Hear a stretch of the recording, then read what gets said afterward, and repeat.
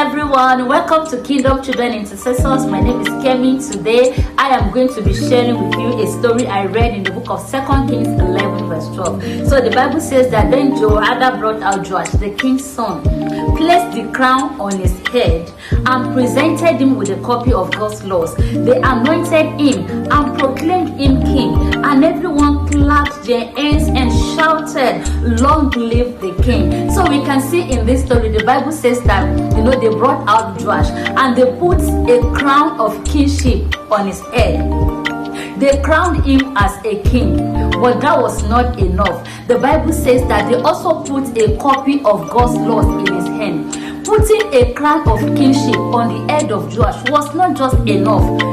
They had to also put a copy of God's laws into his hands, because the copy of God's laws was what was going to serve for him as a guide. The copy of God's law was what was going to lead him in his kingship, in his rulership, in his throne. Bringing it to today's times, putting a crown of kingship on the head of our children is not enough. It is also very important that we put a copy of God's laws into their hands.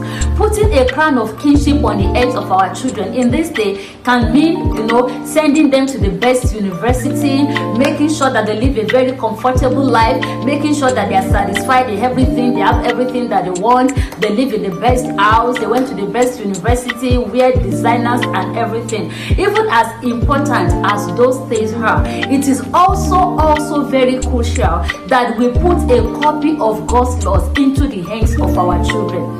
Because the copy of God's laws is what is going to serve as a guide for them.